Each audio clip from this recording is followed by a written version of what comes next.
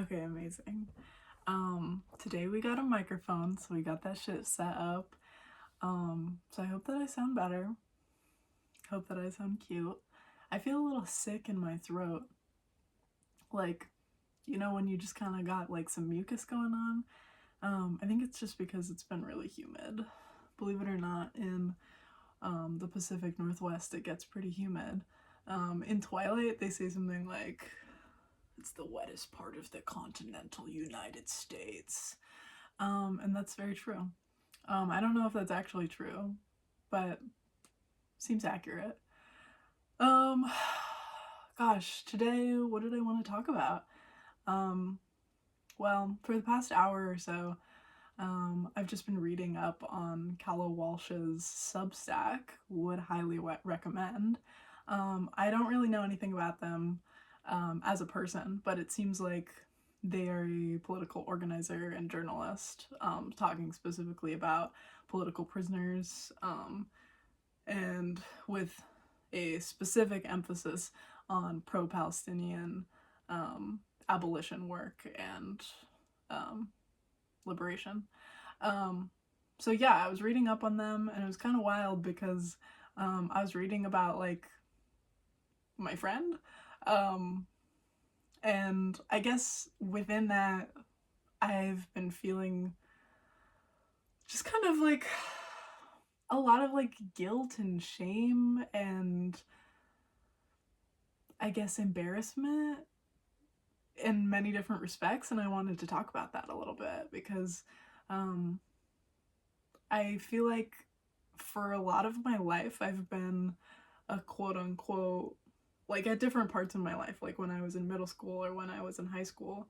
Um, I was in high school, like my, okay, well, I was a youth activist. That's like the label that, they talk about in the news. They're like, youth activist does X, Y, and Z, but it's very toothless. Like, what the fuck is a youth activist? And like the way that they talk about youth activists is very like, oh, good job. You're so like young. Like, look at you. You're like getting involved.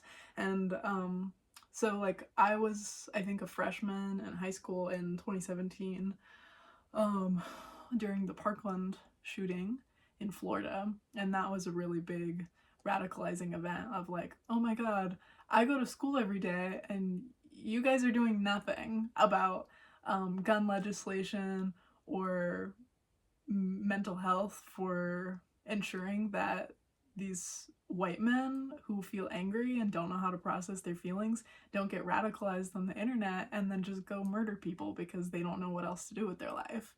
That was a really big inciting incident, but then that kind of has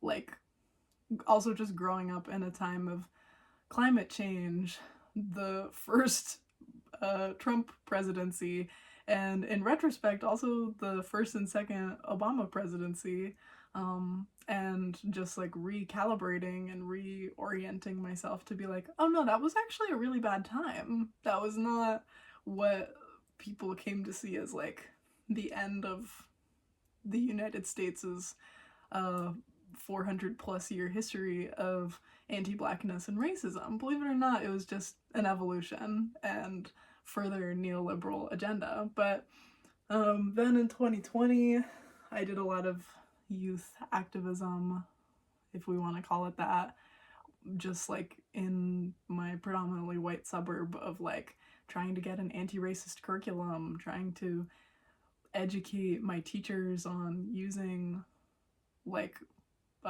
gender neutral language, on including specifically black and brown and global majority voices in classes that aren't just like history. Um, Trying to get school resource officers, aka police officers who hang out in the school and who, all the jocks and the white kids are like, hey, that's my friend, Mr. Carladino, Officer Carladino or whatever. That wasn't his name, but he had some like vaguely like white Italian name, at least the one cop that hung out in our school. But let's be honest, besides just the guy with the badge, there are many cops in our schools. but yeah, like doing that kind of work. But I will say, just a lot of that youth organizing experience, it was just all very reformist. And I think until I left school, like actually left school, like dropped out of college in October 2023. Yes, that October 2023, that was when I realized, oh, actually, like, yeah, I've been living that liberal life. I've been, organizing within the system. I've been, even though Audre Lorde at the time was one of my greatest teachers, specifically with her poetry, I don't think I had internalized truly that the master's tools can never dismantle the master's house. And it took witnessing the genocide on the Palestinian people to see that, and that is deeply embarrassing. And at the same time, I feel flooded with similar feelings of both awe and inspiration and joy and rumpus, seeing people like one of my friends, Malik Muhammad, who is a political prisoner, being held at Snake River Correctional Institution in Oregon for his liberatory work during the George Floyd uprisings in 2020. Seeing him talked about with, or seeing them talked about with Casey Goonan, who is, I believe, the only political prisoner from the 2024 student uprisings on college campuses around the United States, or the so-called United States across Turtle Island, for pro-Palestine movement. So Casey, they have been locked up for over a year and a half, and just a month ago they received a 19-year sentence. 19 years for the organizing that they did on student campuses for a free Palestine. And in large part, that massive sentence has been because of their righteous notwithstanding, like they have held fast in their beliefs for a free Palestine. And even their supporters have been like, Casey, shush, Casey, don't talk about it. Casey, we have to think about your legal case and what's the most beneficial for your legal case. And it's like, what are we talking about? These are like, it's just so crazy. But yeah, or talking about learning more about many other political prisoners is just always so humbling, and at the same time I feel like fills me with a lot of discomfort knowing that I am on the outside, knowing that in many ways I still need to decondition myself, that not to romanticize incarceration, or that somehow people who are incarcerated are need to be like lionized or idealized. Like, no, like these are just like normal people who felt so brazenly that they needed to stand up in the face of injustice that is our white supremacist, capitalist, colonialist, ableist patriarchy, and they're serving time for that. And as people who are on the outside, it is up to us to not only support them, but keep the movement going while they're locked up and tortured and abused and silenced and slandered by the media. Like, I will say, like, I'll be sure to like link different people's blog posts down below. Specifically, I think, I'm not sure if Casey has a blog. I know that they have a support page. And another person who was striking, they striked for 28 days for various reasons and were successful in their hunger strike, is T. Hosha, who is an incarcerated political prisoner in the so-called United Kingdom for their work with the organization called Palestine Action Group, or Pal Action. Um, so they have a Substack, and Malik also has a prolific blog. Would highly recommend. They're a poet and a writer, and they have some great essays and poetry. And it's really wild that we, as people, well, I mean, I don't know who's gonna watch this. Probably someone who speaks English, and then also probably someone who lives um, in the quote unquote first world. So, like, the so called United States, the UK, Australia. Honestly, probably no one's gonna watch this, let's be real. But, you know, it feels good to put that out there. Um, I guess I needed to do this for some reason or another. So if you're watching, hey, it's nice to have you here. Yeah, I feel a little silly. But yeah, like, it's so wild that we have access to the writings of these revolutionaries and that we get to be in community with them. And not only them, but also revolutionaries and ancestors who have both been released from their incarceration, as well as folks who have passed on, thinking about Assata Shakur most recently, since she became an ancestor last month on September 25th, which is also coincidentally Bell Hooks' birthday, and my kind of partner Maddie's birthday, and also a friend of mine, but I don't really know. I don't really know if his birthday really matters that much to him, with in accordance with Bell Hooks and Assata Shakur, and, you know, Maddie's birthday. I don't know the symbology of that, but it's a big day to me. But thinking just that it's such a privilege that we have so much access to these resources. And I remember reading something the other day about how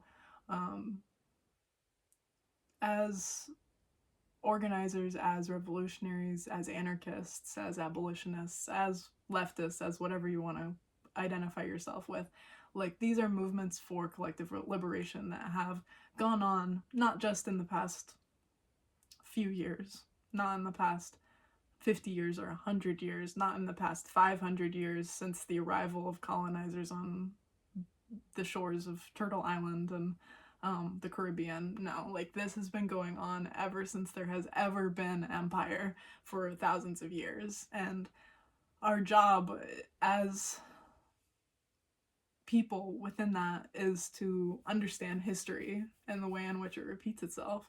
But not only that, is it's like, if you go back and you read the writings of someone who was living through you know, fascist Italy, or fascist Thailand, or a genocidal Sierra Leone, or you go back to people who we view as, like, quote unquote revolutionaries, like Frederick Douglass, or like Ida B. Wells, or like any number of people, right?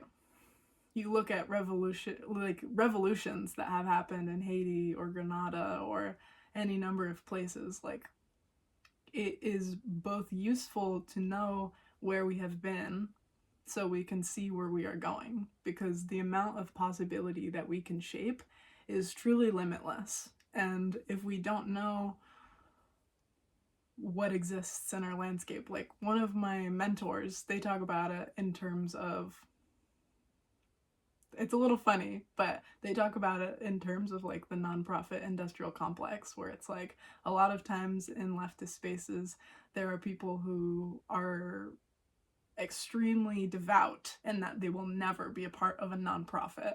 But at the same time, there are advantages to a nonprofit that another organization that maybe is underground, that they won't have access to. Like, if you're a 501c, which is basically like, you get money from the government, or you get tax cuts from the government, or you get access to public funding. Like, there's a lot of things within that. But, like, you can give people healthcare, you can give people housing, you can get people fed, and if you're a completely underground organization, at the same time, you can be just as horrible as a quote unquote nonprofit if you are recreating systems of oppression within that. If you have an organization that when conflict arises, or even outright when harm happens, and there is a community member who is causing abuse, or there's a community member who is misusing resources, or they are talking about things to people they should not be talking about, like to cops or to um, people who have not been vetted, and any number of circumstances, there can be the recreation of oppressive systems, even though you have set out to create an alternative system. Um, and I think about that in relationship to organizing, because it is such a important strategy, an important part of our strategy, to know where we have been, what we have available to us, and have a diversity of tactics within that. But to go back to what I was saying before, I guess I I still don't really know how it sits in my body, just knowing the amount of privilege that I have and so many other people have, who, I mean, there there is a lot of harm and silencing and dismissal that can be happening, right? Like, and at the same time, there is also just a misuse of power. And I guess I'm saying this in a very broad way, but it's because these thoughts don't feel fully developed in my mind. Like, I have to sit with them and synthesize them in my body before I can express them through words. But I guess if I were able to say what I mean, a lot of my life has been spent trying to appeal and appease white supremacy. And that is for a very specific number of reasons. To my parents and how they were raised, my grandparents were all immigrants. I've come to realize that they actually aren't from that many different demographics as I presumed, because my grandfather, he claimed he was Italian, but then I actually looked into it some more, and he was probably just from Austria, because he grew up, or his family grew up in a time before before Italy and Austria were separated as they are now. My grandmother, who he was married to, she also grew up in and around Austria. I think her family was from Frankfurt, in Germany. And then on my dad's side, my grandfather was Japanese and comes from a long line of landlords. So much so that our last name literally means rice, or like rice growers. So that to me indicates that we were growing the rice and doing some kind of extortion, like serfdom type of stuff. So that's pretty atrocious. And then my grandmother, also on my dad's side, she grew up in Crimea, so I thought that she was Ukrainian or she was Russian, but her family were German expats. So I imagine, I mean, not everyone from Germany is Austrian, but they're basically from probably a very small region, and 3 out of 4 of my grandparents are from that. So I can imagine that ancestry wise, I can have milk and I can have meat, and then, I can have, like, I think about it in terms of food, because my Japanese side, I think, I do not have the amount of lactose processing antibodies. I don't know exactly what it is. If you know what processes lactose in the body, comment down below, because I'm not gonna look it up at the moment.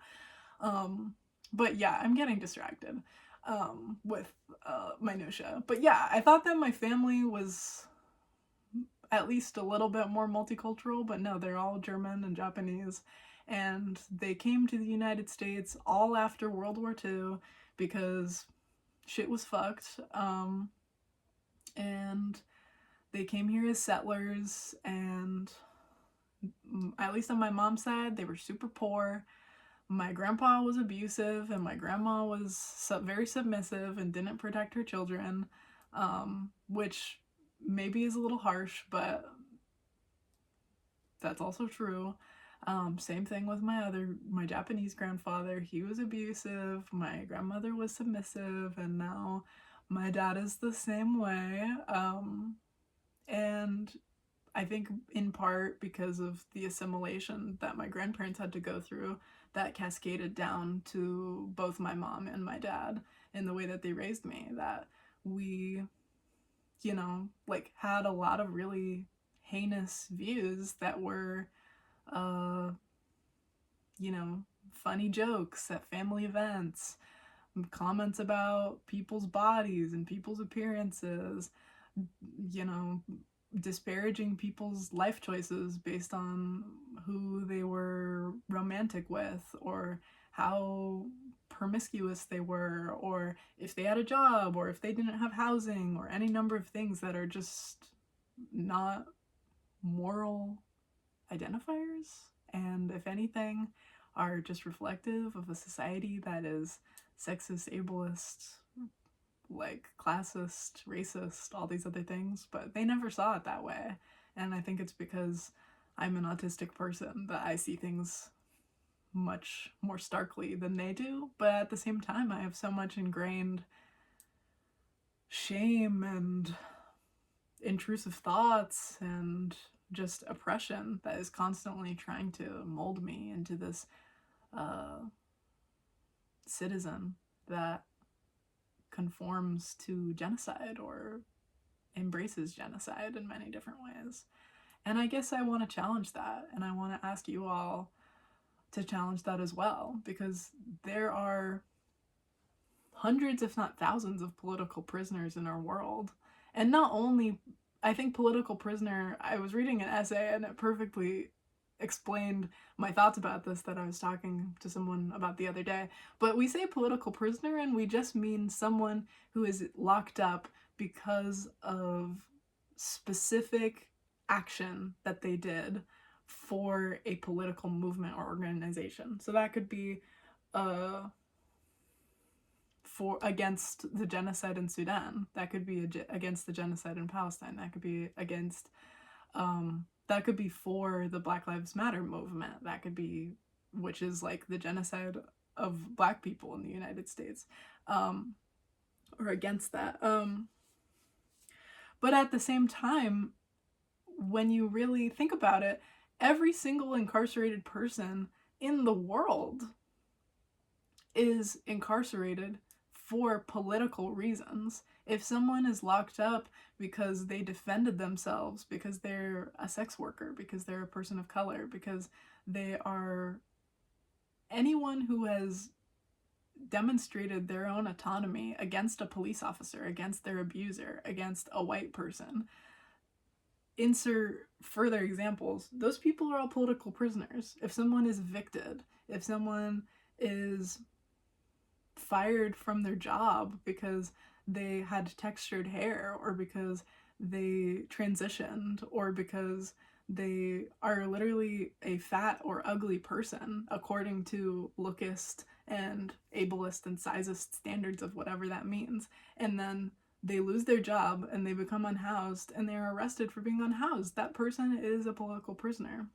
And I think that easily people's minds can go, oh, well, what about people who have committed violent crimes?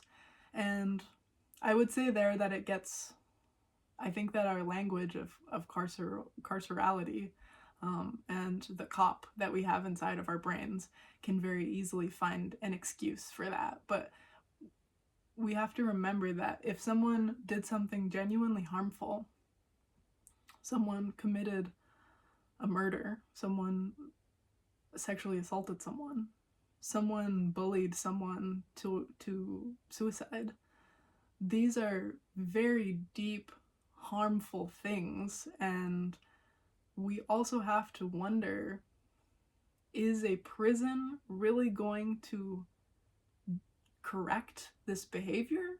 Or is a prison in which someone is brutally tortured, starved, deprived access to contact loved ones, deprived access of forming connections and meeting people. There is no education system in prison. There is constant fees.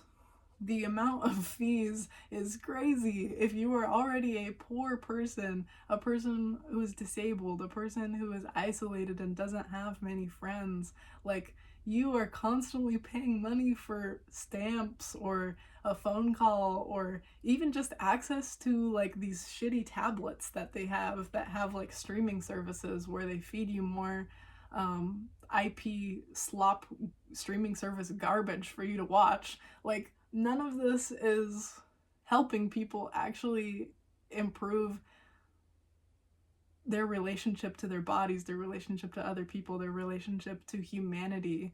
The prison is undoubtedly one of the worst places that someone who is struggling or in crisis could ever be in. And we have to remember that, I guess,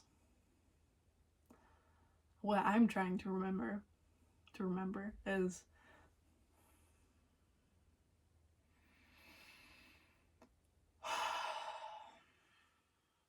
that to be a good friend to people that I know who are incarcerated, or to be a good comrade, or to be a good organizer or a strategist or any number of things that I'm trying to be, I have to remember that it's not about me. And it is okay to feel the shame and the regret and the disappointment and all of these icky feelings. It's okay to know my personal responsibility within them. Some things that I have done, I think, you know, when you're a child and you replicate behaviors that your parents model for you, and so on and so forth, it can feel really confusing and frustrating to look back on that. But it's important to know that that isn't us, or at least we are not limited by our actions in such a way that becomes fatalist. And even more so, that is true once we actualize and we realize what we want, who we are, where we belong, where we're going. So yeah, I guess I was planning to do a meditation or some kind of thing, but I think maybe, I'm not sure. I guess it depends. Do you guys like those? I'm also wondering if this should be a YouTube video or if this should be a podcast. But I also don't know if it's interesting. I think it's interesting because I'm the one talking about it. And I'm feeling these things come up, and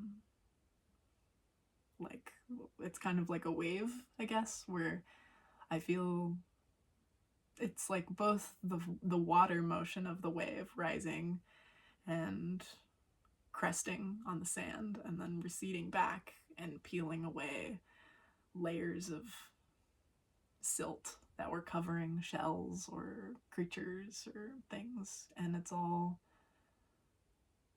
exfoliating. I think maybe, well,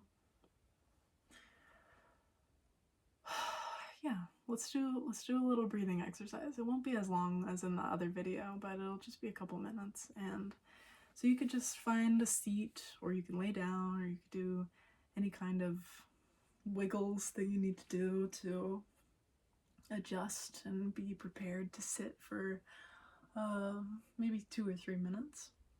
And we'll do a grounding breathing similar to last time. And you can try to relax your shoulders in a way that, you know, you're holding yourself up to your best ability. If anything's hurting, then find a different position. You know, a lot of times in different practices, I feel like people want the ascetic monk technique, where it's like you have to be in pain in order to feel relief. But that's not actually how our bodies work. That might be how our minds work, but our bodies don't benefit from pain like that. If it's uncomfortable, your body's not going to feel relaxed. So find something that you could sit in. If you want to do crisscross, if you want to lay down, and you can either close your eyes or you can focus hazily in front of you. Just allow your vision to blur a little, and you could let your eyes hood over a little, and we'll begin breathing in through our nose for a few seconds and out through our mouth for a few seconds. In again and out. And as you go, you could take deeper breaths in and deeper breaths out. If you want to, you could take a pause in between inhaling and then another pause between exhaling.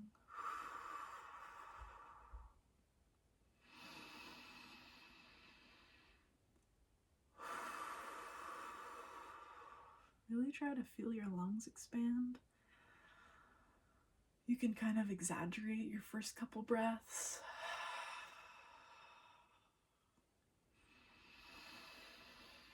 You can roll your shoulders back if you need to. Lean back. Sink into the pillows or the floor, or really feel your feet or your butt or wherever you're touching the surface to really ground.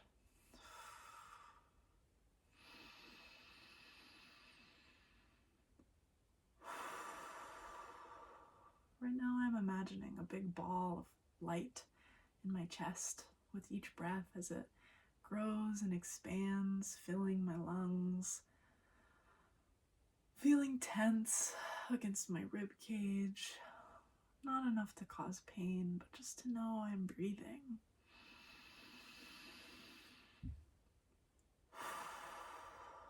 This ball of light is warm and it moves through your body.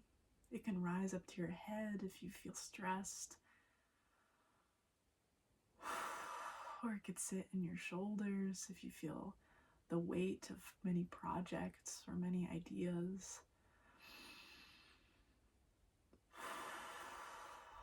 It can move to your lower back if you feel exhausted and tense, or it can move to your liver if you feel a lot of toxins or a lot of toxic energy settling there.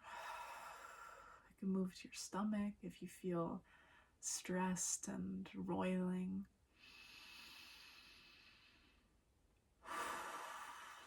It can move to your feet or your fingers if they feel cold, or if they feel disconnected from what you're trying to touch or extend yourself towards.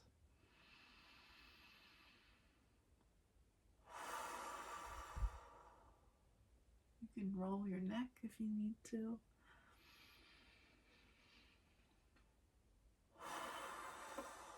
And remember that it's okay if you feel distracted. It's very natural in our attention-driven, profit-driven lives to feel antsy, to feel like we can't spend a moment in our bodies, like we can't exist as our whole selves, and remember that we are not an individual with individual goals, individual responsibilities, individual relations.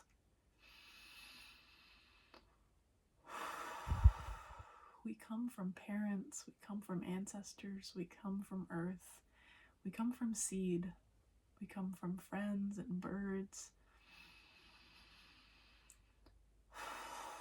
movements, places, land, spirit, stars, ocean, little critters, big, giant mammoths. fungi, fun guys. We come from everything. It is embracing our truest possibility to recognize our inherent relatedness to all living and non-living beings, from rocks to rivers to deer to trees to fellow people across the world. We are more related to the struggles of strangers than our best friends or the people that we have known the longest and the most intimately.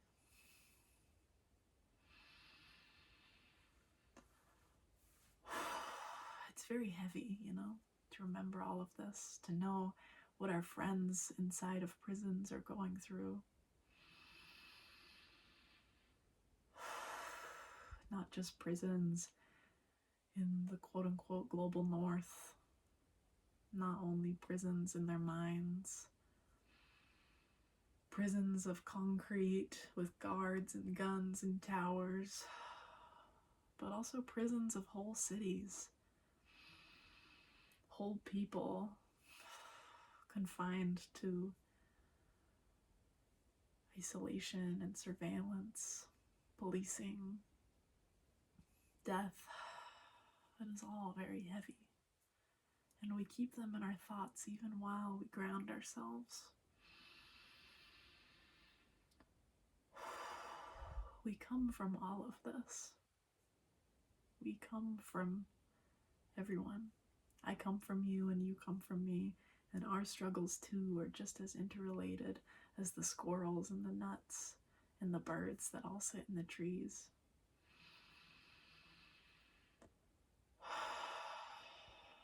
Feel free to rub your stomach if you need extra support there, or your knees or your shoulders. Even just having a hand present on your body can help us stay grounded, feel present. And also, it's okay if this has been a very difficult exercise for you.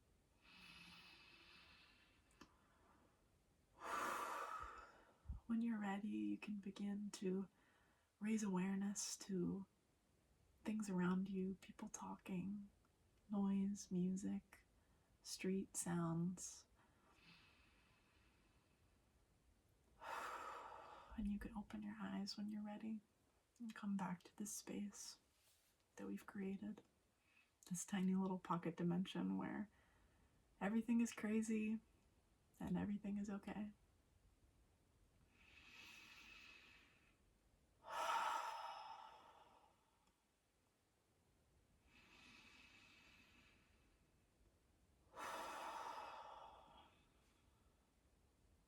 I'm really proud of you for doing that.